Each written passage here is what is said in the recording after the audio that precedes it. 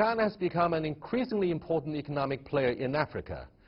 Trade with Africa has grown steadily during the past decade, and the African continent is getting more involved in China's Belt and Road Initiative. Still, doubts on China's policies and intentions in Africa persist. But what do African countries think of China's growing influence there? And what are their expectations for China-Africa cooperation? Today, I'm very much honored to be joined by His Excellency Augustin Mahiga, Minister of Foreign Affairs and East African Cooperation of Tanzania. That's our topic. This is a dialogue. I'm Yang Rui.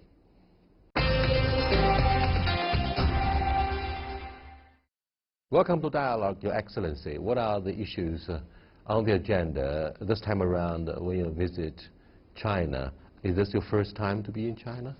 Not really. I was in China 10 years ago when I was the permanent representative of Tanzania to the United Nations. But this is my first time to visit China as Minister of Foreign Affairs and East African Cooperation in Tanzania. It is a very exciting experience. I'm coming here at the invitation of the Chinese Foreign Minister, who also paid a visit to Tanzania earlier this year.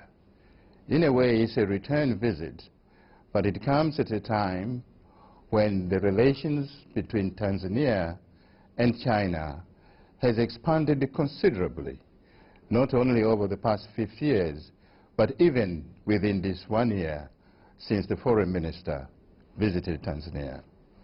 It is an occasion for me to know other leaders in China, in Beijing in particular, and to use the opportunity of being here to expand, to consolidate, and see other opportunities of expanding the political good relations that already exist, and to expand and open other opportunities in the economic, social, and cultural areas of interaction between Tanzania and China, which started a long time ago, but have been expanding in leaps and bounds over the past 50 years. Do you think you have totally accepted the Western values, and that achievement of your stay in the Western country may have oriented your attitude towards Asian cultures such as China? On the contrary, I haven't picked Western values. I've been critical of Western values. And every time I've been in Western countries as a student, I thought there was something that I was missing and losing as an African. But it is an opportunity also to expand my relationship with non-Western countries, particularly with China and other Asian countries, particularly in the Far East, where actually I have very limited working or studying experience as I've had in the Western countries. There is a loud voice coming out of the European Union that Europeans are losing influence in Africa as opposed to the growing presence of the Chinese companies and Chinese business sticks in the African continent. Do you agree? Africa is a large continent, and a continent that is expanding development in all sectors. There is room for everybody to interact and cooperate with Africa, not only China, not only Europe, but also North America, Australia. Africa is expanding, Africa is developing. But the Europeans have had an earlier start through colonialism, and as you correctly pointed out, look at me. The way I speak their language, they have influenced me, but certainly that gave me a critical mind to see the extent to which the Western values are relevant to Africa. Now, this kind of a competition, I really don't see that competition. Sometimes the influence, the interaction, the impact of these relationships, Europe is self-imposed. For example, Chinese technology, Chinese way of producing things cannot compete with the European. The European costs of production are too high. Even the European, some of their industries to China, so are the Americans. So when you say China is overtaking the Europeans. It is the technological inbuilt advantage that China has. For example, if you take the construction industry, China construction companies are competitively much cheaper than the Europeans. Some 30 years ago, there were many European construction companies. But the costs of European companies bringing their companies to Africa compared to those of China, far too high. And that is a limitation in itself. But sometimes the Europeans also have self-imposed political limitations because of some conditionalities they impose on African countries which are seeking development. But to put it even much more, I think, evenly, is that the world is competitive. And even among friends, there can be competition.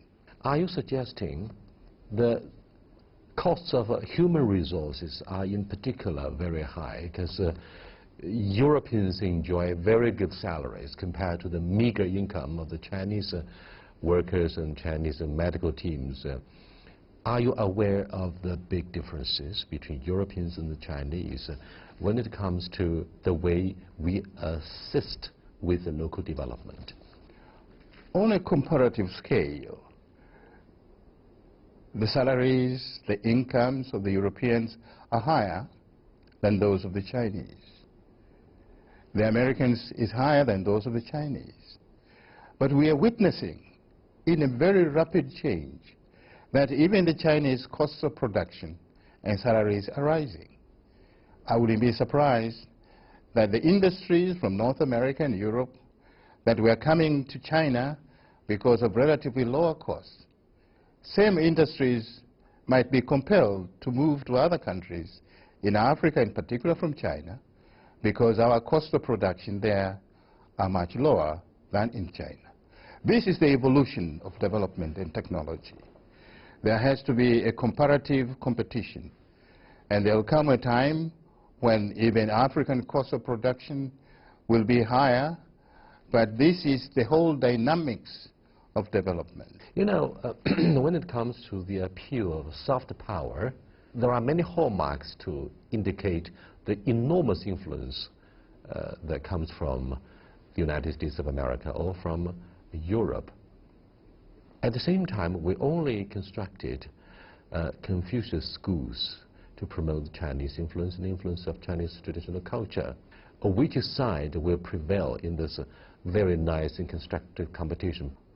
On the soft diplomacy and power, the Europeans and the Americans had an early start in Africa through education mostly, through the media, through cultural contacts, and travel, which has been mainly between Africa and Europe, and by extension to the United States. The English language, which is the main language in the Western countries. In fact, even the British now call the Americans, this is your language, because there are more Americans who are speaking English than the English themselves. And that is what influenced us in Africa, this earlier start and exposure to the media. And we are just beginning to interact with Eastern countries, with China in particular. And in the educational field, we are just beginning.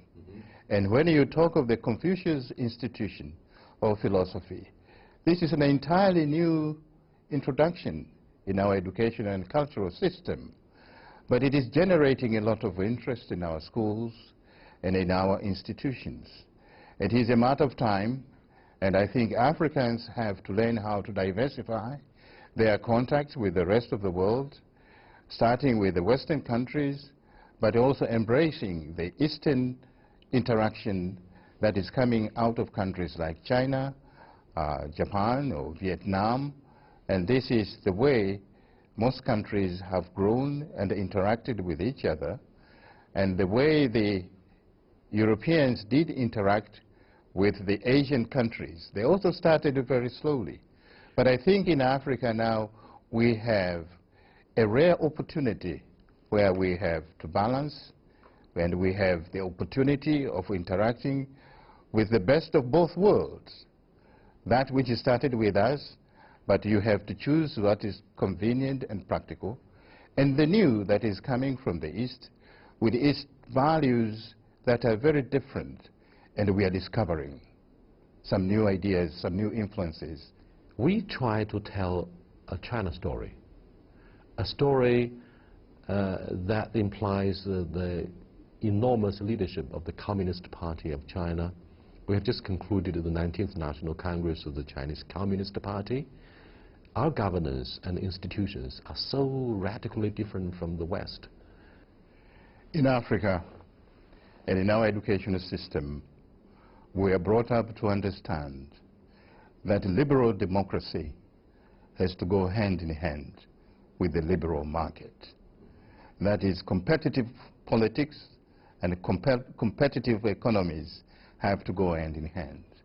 But we are witnessing in the 21st century that the Chinese experience of a socialism with Chinese characters. What does that mean for you personally? What it means is that there is a big component of state intervention in the economy or guided economy, and a mixture of state intervention with the private sector, which is quite innovative. And here is a country that says it's one country with two systems, if you look at Hong Kong as well. It's a most innovative way of organizing the economy and politics. That is, I think, still a scent of great interest to academicians and political practitioners to see how this kind of combination in China has been able to bring both stability, prosperity, at the same time to propel the market economy in a different trajectory that is even more competitive than the one we know in the Western world. Dr. Mahiga, do you think it makes sense to copy the Chinese way to learn from China? I don't think there should be copying. If you begin to copy, you make mistakes. In Africa, we started in a false way by copying what we thought was from the Western practice, but it was a disaster. And I think the challenge of development and proper development is to get ideas and to indigenize those ideas and to have a local content. The challenge for Africa, which is also an opportunity, is to have the ideas and experience from both worlds.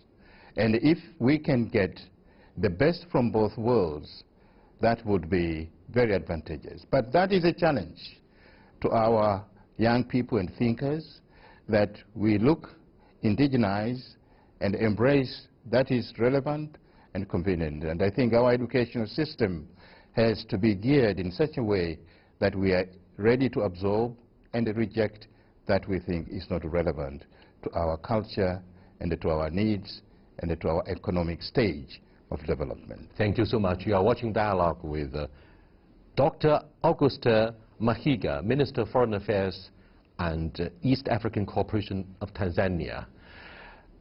I'm very happy and honored to be able to interview him during his recent official visit to Beijing.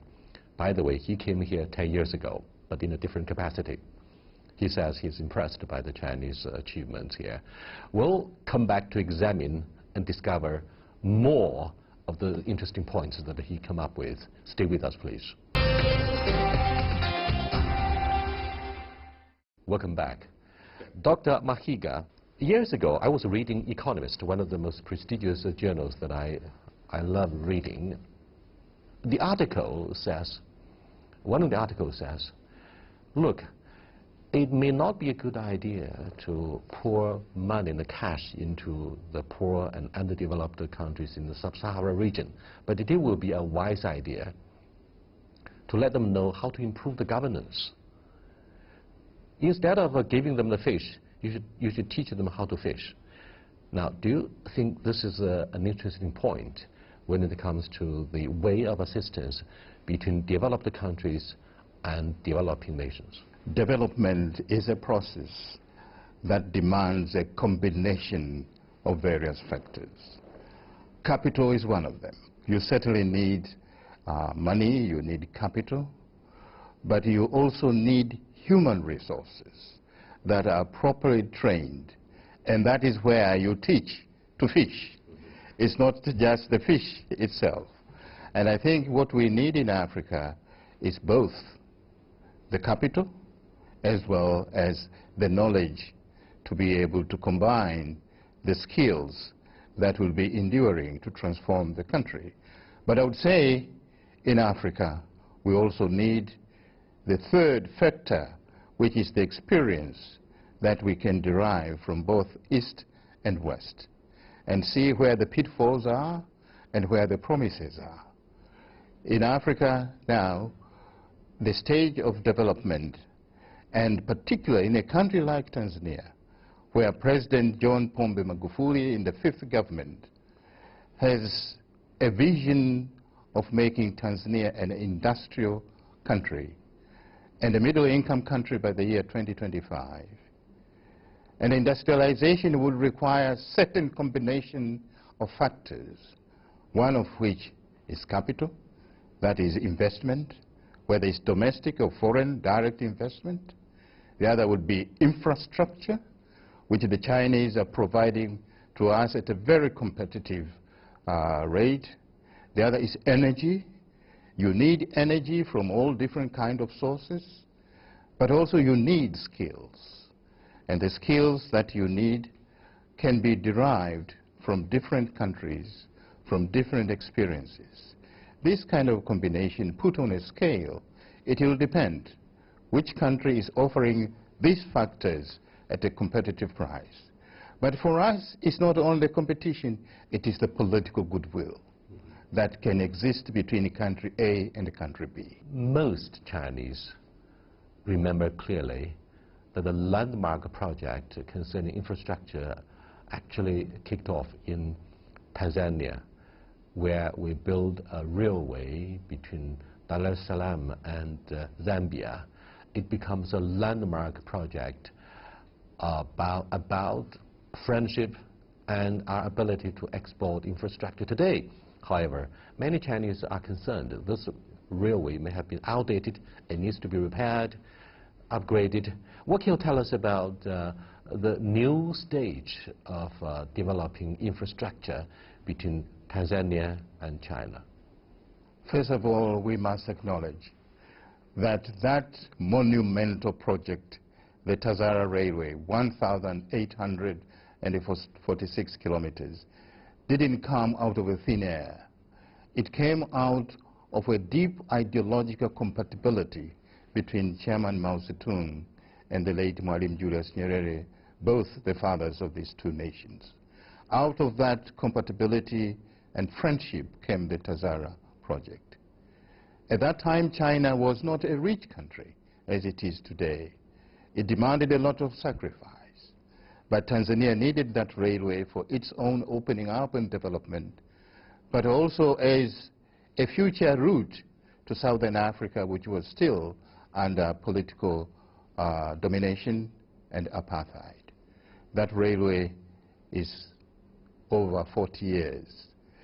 It was one of the most modern railways, and with time, like any other railway, any other infrastructure, it needs repair, it needs infused and modern management, and that is exactly what we are discussing now between China, Tanzania, and Zambia on how to improve the management, to improve the infrastructure, the rolling stock, to modernize the railway, because it is more relevant today than it was even 40 years ago. To open up the development along that railway in Tanzania part and the Zambian part would make a tremendous contribution. These are rich areas in both Tanzania and Zambia, rich agricultural areas, rich in mineral resources, rich in natural beauty, like for tourism, and indeed Tazara would be also a connecting hub with the other railways in the country, especially at this time when we are thinking of constructing a modern railway in the central part of Tanzania to link Tanzania with the other countries in the hinterland, as Tazara does with Zambia. When we establish our presence there, trying to exert influence, we have to be aware there are many different political forces in a Western country. Economically underdeveloped, but these countries have adopted Western institutions. They have an opposition party. So when you have impact upon one project, when you have the power changing hand through the election, we would have an embarrassing moment to reassess our relationship with the ruling party. Now, this bi-party system would always encourage the Chinese to think twice about whether we feel comfortable or we have to be more aware of the political and the legal risks in such countries. One of the advantages China has had in its interaction with African countries and other countries as well, whether it's in Latin America or in Asia, is the 5 principles of coexistence, which embodies non-interference, respect for sovereignty, and sovereign equality among nations. In Africa, whether there is this party or that party, so long as there is that political guide and safeguards that there is no political interference. Of course, there will be regulations, regulating trade unions, for example, labor laws that need to be followed. But so far, the Chinese 5 principles of interacting with the countries has put China in a very good stead with developing countries and in Africa. And the process of interaction diplomatically, politically, and economically is a learning experience in itself. And China has proven to be ready to quick to learn, to adapt, and to be able to cope with what are the requirements of non-interference. I think that is one of the advantages that China has had over other countries, that sometimes when I said self-imposed values from other countries that sometimes would want to be imported in other countries are those that are causing limitations and minimizing the influence of other countries which would want to impose some of their values in other countries, which China doesn't. And I think that has helped China to survive and to continue to adapt. And we are looking forward to learning from each other. And the ability to be able to sit and discuss and to dialogue, as I'm doing here in Beijing with the leadership, is really the lifeblood of a diplomatic interaction and relationship and forward-looking political partnership. Dr. Mahiga, the image of China, and perhaps that of Africa, has been somehow shaped by Western media. China is examined through an ideological lens, and Africa perhaps is still mired in ethnic and religious struggle because of colonialism and tribal cultures. Which image is closer to the truth? Do you think Africa, particularly African countries in the sub-Saharan region, are still struggling to alleviate their poverty, and you are still struck by malaria, HIV/AIDS, violence, tribal rivalries? Now, tell us, what is the new Africa? Underdevelopment is the main drawback to Africa. And many countries, even China, was underdeveloped at some stage. And you are also undermined somehow by the resource curse, perhaps. Right. Some with the resources are, but they are learning very fast to try to change them. And underdevelopment has many factors. It has cultural factors, political factors, the weakness of institutions, poverty, as you said, economic shortcomings, as you said. And at this point in time, when we talk of underdevelopment, we should also consider the way out of underdevelopment. And the way the Chinese have done it their own way is something that can be emulated by other developing countries like Africa. It is with this hindsight of what the Chinese experience has been that we are able to move forward in Africa and especially the challenge of poverty in Africa, is something that can be overcome, not only with the dint of hard work of the Africans, but with the support of other countries in the areas of resources, capital, education.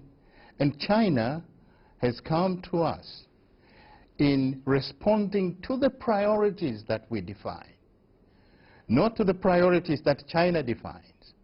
And this is the challenge of Africa's development. If you define your own, you first of all understand the problem. If the problem is poverty, if the problem is hunger, if the problem is weak institutions, then you sit down and say, how do I overcome this? And you prioritize and identify the friends and partners who can help you get out of that.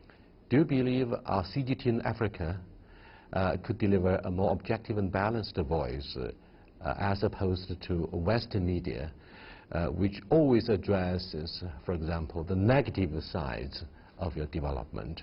And we would, compared with their way of reporting the events, try to be more objective. Of course, in Africa, we have more access in the languages of Western countries. I speak and think in Kiswahili as well as I speak and think in English, because I was trained that way.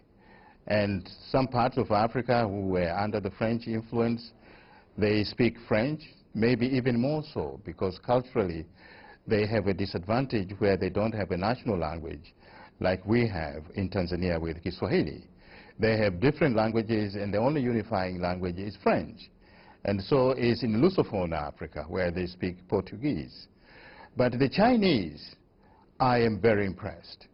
I can tune my television in Tanzania and see programs in Chinese with Swahili subtitles. And this has come only in the last 5 years. And the level of circulation and the quality of the news that comes to us in Africa and at different destinations is just amazing in such a short time. Both the radio and television are really outstanding. You are not walking, you are racing. And certainly in a matter of a few years, you'll be very competitive with the Western media. And you have learned from the mistakes that might have been made by foreign media in Africa. No one stands taller than those who stand corrected. Thank you so much. I do appreciate it. Thank you very much indeed. I hope we will continue to interact, and all the best, the eyes and ears of Africa.